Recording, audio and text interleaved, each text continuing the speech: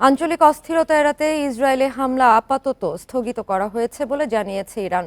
তবে ইসরায়েল পাল্টা হামলা চালালে তাদের সব স্থাপনায় হামলার হুঁশিয়ারি দিয়েছে তেহরান।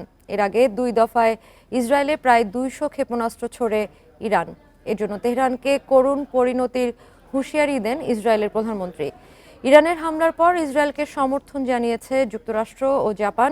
এদিকে মধ্যপ্রাচ্যের চলমান পরিস্থিতি নিয়ে রাতে জরুরি বৈঠকে বসবে জাতিসংঘের নিরাপত্তা পরিষদ। ইসরায়েল ভূখণ্ড লক্ষ্য করে মঙ্গলবার ক্ষেপণাস্ত্র হামলা চালায় ইরান। হিজবুল্লাহ প্রধান হাসান নাসরাল্লাহ হত্যার প্রতিবাদে এই হামলা বলে দাবি ইরানের ইসলামিক রেভলিউশনারি গার্ড ক্রপসের। 90% ক্ষেপণাস্ত্র নির্দিষ্ট লক্ষ্যবস্তুতে আঘাত হেনেছে বলে জানিয়েছে তেহরান। অন্যদিকে বেশিরভাগ ক্ষেপণাস্ত্র আকাশে ধ্বংস করা হয়েছে বলে দাবি তেল আবিবের। হামলা চালিয়ে ইরান বড় ভুল করেছে বলে মন্তব্য করেছেন ইসরায়েলি প্রধানমন্ত্রী। এর জন্য তেহরানকে চড়া মূল্য দিতে হবে বলে হুঁশিয়ারি করেন বেনিয়ামিন নেতানিয়াহু। ইরান বড় একটি ভুল করেছে, এর জন্য তাদেরকে খেসারত দিতে হবে। তেহরান আমাদের আত্মরক্ষা এবং শত্রুদের বিরুদ্ধে প্রতিশোধ নেওয়ার সংকল্প বুঝতে পারেনি, যেমনটা বুঝতে পারেননি সিনওয়ার নাসারুল্লাহরা। যারা আমাদের আঘাত করবে আমরা তাদের পাল্টা আক্রমণ করব। ইসরায়েলকে রক্ষায় যুক্তরাষ্ট্র প্রস্তুত রয়েছে বলে জানান মার্কিন প্রেসিডেন্ট জো বাইডেন। এছাড়া ইসরায়েলি প্রতিরক্ষা মন্ত্রী ইয়োভ গ্যালান্তের সঙ্গে ফোন আলাপে তেল আবিবে হামলার জন্য তেহরানকে পরিণতি ভোগ করতে হবে বলে জানান মার্কিন প্রতিরক্ষা মন্ত্রী লয়েড অস্টিন। এ সময় ইরান থেকে ইসরায়েলের দিকে আসা বেশ কিছু ক্ষেপণাস্ত্র যুক্তরাষ্ট্র প্রতিহত করেছে বলেও দাবি করেন তিনি। এদিকে হামলার জন্য ইরানকে স্বাগত জানিয়েছে ইয়েমেনের হুতি বিদ্রোহীরা। এই হামলার মধ্য দিয়ে গাজা এবং লেবাননের নির্যাতিত মানুষের প্রতি সংহতি জানানো হয়েছে বলেও জানায় গোষ্ঠীটি। ইরানের ক্ষেপণাস্ত্র ছোড়ার প্রায় 2 ঘন্টা আগে এ বিষয়ে ইসরায়েলকে সতর্ক করেছিলেন মার্কিন কর্মকর্তারা। Zobayer Hossain, Independent News. মধ্যপ্রাচ্য পরিস্থিতি নিয়ে কথা বলতে আমাদের সাথে যোগ দিয়েছেন জাহাঙ্গীরনগর বিশ্ববিদ্যালয়ের সরকার ও রাজনীতি বিভাগের সহযোগী অধ্যাপক ডক্টর মোহাম্মদ ফরিদ হোসেন। জনাব ফরিদ হোসেন, আপনাকে স্বাগত। প্রথমে জানতে চাবো যে ইরানের হামলার পর ইসরায়েলেরই মধ্যে হুঁশিয়ারি দিয়েছে ইরানে পাল্টা আক্রমণের। এক্ষেত্রে কি ধরনের হামলা হতে পারে ইসরায়েলের পক্ষ থেকে? আমরা কিছু প্রতিবেদনে দেখেছি আন্তর্জাতিক গণমাধ্যমে যে ইরানের পারমাণবিক কেন্দ্রগুলোকে লক্ষ্যবস্তু করা হতে পারে। আপনার মূল্যায়ন কি এক্ষেত্রে? আপনাকে অনেক ধন্যবাদ আমাকে যুক্ত করার জন্য। আপনি যেমনটি বলেছিলেন সেটি হলো যে হ্যাঁ, একটি সমূহ সম্ভাবনা রয়েছে যে আজকে রাতে অথবা কালকে সকালের ভিতরে ইসরায়েল তার যে ইরানের যে ক্ষেপণাস্ত্র হামলা সেটার জবাব দিতে পারে। এবং তার জন্য কিন্তু আমরা দৃশ্যমান কিছু বিষয় লক্ষ্য করছি। আপনি যদি দেখেন যেটা হলো যে ইসরায়েল ইতিমধ্যে কিন্তু তার এডিশনাল ফোর্স হিসেবে 36 ডিভিশনকে দক্ষিণ লেবাননে কিন্তু মোতায়েন করেছে এবং বিপুল পরিমাণ সৈন্য এবং যুদ্ধ সরঞ্জাম নিয়ে কিন্তু তারা ইতিমধ্যে লেবাননে প্রবেশ করছে। অন্যদিকে মার্কিন যুক্তরাষ্ট্রের সামরিক দপ্তর পেন্টাগন এবং আপনি যদি দেখেন যেটা হলো যে সেক্রেটারি অফ ডিফেন্স লয়েড, তারা কিন্তু ইসরায়েলকে সর্বাত্মক সহযোগিতার জন্য কিন্তু প্রস্তুত রয়েছে। আমি ইতিমধ্যেই আরেকটি টেলিভিশন চ্যানেলের সাথে লাইভে বলেছি, সেটি হলো যে মার্কিন যুক্তরাষ্ট্রের বেশ কয়েকটি কিন্তু আপনার সামরিক ঘাঁটি রয়েছে মধ্যপ্রাচ্যে এবং এই ঘাঁটিগুলো আপনি যদি দেখেন যে খুব স্ট্র্যাটেজিক, বিশেষ করে অ্যাডভান্টেজেস নিয়ে আসতে পারে ইসরায়েলের জন্য। বিশেষ করে কুয়েত এবং বাহরাইন এবং তাদের যে বাহরাইনের যে বিশেষ করে ফ্লিপ পিকরিট রয়েছে সেটি কিন্তু ফ্লিট রয়েছে, সেটি কিন্তু আপনার ইসরায়েলকে তার হামলা ত্বরান্বিত করার জন্য কিন্তু সহযোগিতা করতে পারে। তবে ইতিমধ্যে আমরা এখন পর্যন্ত আমরা যে বিষয়টি দেখতে পাচ্ছি সেটি হলো প্রথমত তারা কিন্তু স্থল অভিযান বিশেষ করে লেবাননের ভূখণ্ডে কিন্তু বৃদ্ধি করবে, বিশেষ করে দক্ষিণ লেবাননে। এবং এদিকে পাল্টা ক্ষেপণাস্ত্র হামলা ইসরায়েল করবে কিনা সেটি কিন্তু এটা নির্ভর করছে বিশেষ করে পেন্টাগনের সাথে তাদের কি ধরনের কোলাবোরেশন হচ্ছে। কারণ আপনি জানেন যেটি হলো যে ইসরায়েল তার সামরিক গোয়েন্দা তারপরে হামলার সম্ভাব্যতা নির্ধারণ ইত্যাদি ক্ষেত্রে কিন্তু পেন্টাগনের সরাসরি অ্যাডভাইস ফলো করে আসছে।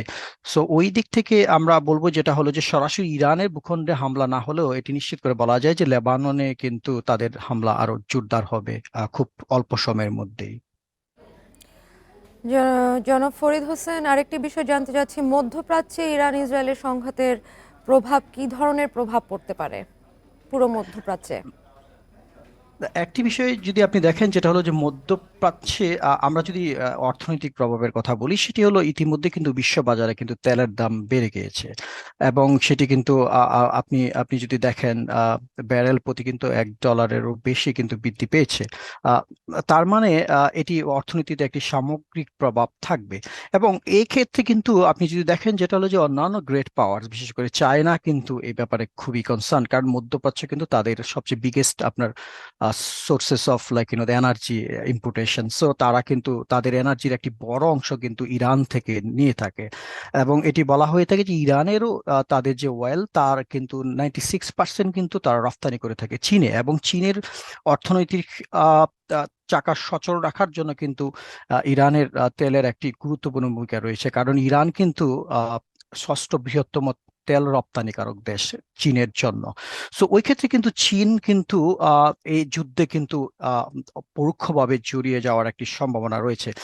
আর আমরা যদি অন্যদিকে রাশিয়ার কথা বলি, আপনি যদি দেখেন, যেটা হলো যে ইরানের যে নতুন রাষ্ট্রপতি তার সাথে কিন্তু একাধিকবার কিন্তু রাশিয়ার সামরিক কর্মকর্তাদের সাথে কিন্তু নিবিড় যোগাযোগ রয়েছে এবং রাশিয়ার আপনি যদি জানেন, যেটা হলো যে রাশিয়া কিন্তু আগামী 22 থেকে 24 অক্টোবর কাজানে, বিশেষ করে রাশিয়ার কাজানে আহ যে ব্রিক্সের যে পরবর্তী সম্মেলন হবে, সেই জায়গায় কিন্তু তারা একটি চুক্তি স্বাক্ষর করতে যাচ্ছেন এবং যে চুক্তিটি স্ট্র্যাটেজিক চুক্তি হতে পারে এবং সেটি পুরোপুরি সামরিক চুক্তি না হলেও কিন্তু রাশিয়ার কিন্তু একটি সামরিক সমর্থন বা সাপ্লাই চেইন, বিশেষ করে মিলিটারি সাপ্লাই চেইন ঠিক রাখার জন্য কিন্তু ইরানকে সহযোগিতা করবে। সো এই দিক থেকে আমরা বলবো, যেটা হলো যে এই যুদ্ধের অর্থনৈতিক কনসিকুয়েন্সেস পাশাপাশি সামরিক এবং সিকিউরিটি যে গত যে বিষয়গুলো, সেটি কিন্তু সারা বিশ্বের জন্য কিন্তু খুবই আপনার তাৎপর্যপূর্ণ হবে বলে আমি মনে করছি। জনাব ফরিদ, জানতে চাচ্ছিলাম যে আমরা যদি একদম শুরু গাজা থেকে বলি, যে গাজার সময় হামাস প্রথমে হামলা করে, এরপরে ইসরায়েল 1 বছর হচ্ছে প্রায় যে হামলা চালিয়ে যাচ্ছে, 41,000-এর বেশি বেসামরিক মানুষ মারা গেছে, যার মধ্যে বেশিরভাগ শিশু। এবার শুরু হয়েছে লেবাননে। লেবাননে গত কয়েকদিন ধরে হামলা হচ্ছে, গত 2 দিন ধরে স্থল অভিযান শুরু হয়েছে। ইরানেও তারা হয়তো আজকের মধ্যেই হামলা শুরু করবে। সেক্ষেত্রে সংঘাতটা কি পুরোপুরি যুদ্ধটা কি, মানে আমরা বলতে পারি কিনা যে এটা যুদ্ধের প্রাথমিক পর্যায়ে রয়েছে? এবং ইরানে যদি এই ধরনের হামলা হয়ে থাকে, লেবাননে তো হচ্ছে, ইরানের যদি তাদের হামলা এত বড় আকারে হয়ে থাকে, সেক্ষেত্রে কি ইরানের পদক্ষেপ কি হতে পারে? কারণ ইরান কিন্তু এটাও বলেছে যে পাল্টা হামলা হলে তারা প্রতিটি স্থাপনায়, ইসরায়েলের প্রতিটি স্থাপনায় ইরান হামলা করবে। সেক্ষেত্রে এই সংঘাত কত দূর যাবে? আপনি যথার্থই বলেছেন, যেটি হলো যে ইরানের উপর যদি হামলা হয় সরাসরি, এবং যেটি হওয়ার সম্ভাবনা রয়েছে, তাহলে কিন্তু ইরান কিন্তু সরাসরি মার্কিন যুক্তরাষ্ট্রকে দায়ী করবে। এবং আমি ইতিমধ্যে উল্লেখ করেছি যে মার্কিন যুক্তরাষ্ট্রের অনেকগুলো মিলিটারি বেজ রয়েছে, বিশেষ করে মিডল ইস্টে, এবং যেগুলো কিন্তু ইরানের যে ক্ষেপণাস্ত্রের যে লক্ষ্যমাত্রা, সেগুলো কিন্তু খুব সহজেই কিন্তু পূরণ করতে পারে। তারা চাইলেই কিন্তু আপনার বাহরাইন, কুয়েত, কাতার এবং ইউএই তে তাদের যে মার্কিন যুক্তরাষ্ট্রের যে মিলিটারি বেস গুলো রয়েছে, সেই জায়গায় সেই লক্ষ্যবস্তুগুলোতে হামলা করতে পারে। তার মানে হলো, যেটি হলো যে পেন্টাগন ইসরায়েলের যদি এই যুদ্ধ যদি সমন্বিত যুদ্ধের রূপ নেয়, তাহলে কিন্তু ইরান কিন্তু তার যে বিশেষ করে প্রক্সিস গুলো রয়েছে, ইরাকে তার সমর্থিত বিদ্রোহী গোষ্ঠী রয়েছে, তারপর সিরিয়াতে রয়েছে, লেবাননে রয়েছে, হামাস ওই দিক থেকে রয়েছে। তার মানে এই যুদ্ধটা কিন্তু আপনি যদি দেখেন, যেটা হলো যে প্রক্সিস গুলো কিন্তু ইরানকে সর্বাত্মক সহযোগিতা করবে। অন্যদিকে secure supply of like military arms, সেক্ষেত্রে কিন্তু ইরান ডেফিনেটলি রাশিয়া এবং চীনের কাছ থেকে তাদের অস্ত্র সাহায্য চাবে। এই দিক থেকে কিন্তু আপনি যদি দেখেন যে পরোক্ষভাবে আরো দুই বিশেষ করে বৃহৎ শক্তি রাশিয়া এবং চীনের এই যুদ্ধে পরোক্ষভাবে জড়িয়ে যাওয়ার একটি সম্ভাবনা রয়েছে।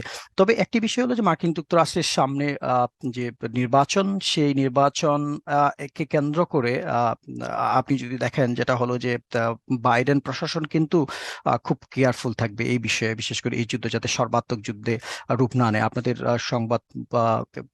সংবাদ ইতিমধ্যে বলছেন, যেটা হলো যে ডোনাল্ড ট্রাম্প কিন্তু ইতিমধ্যে এই যুদ্ধের যে আপনার নেগেটিভ যে কনসিকুয়েন্সেস, এটার জন্য কিন্তু বাইডেন প্রশাসনকে দাবি দোষারোপ করেছেন এবং তাকে ব্যর্থ বলেছেন। সো এক্ষেত্রে কিন্তু মার্কিন যুক্তরাষ্ট্রের কৌশলী ভূমিকা কি রকম হবে সেটার উপরও কিন্তু এই যুদ্ধের ব্যাপ্তি এবং এর প্রভাব নির্ভর করছে।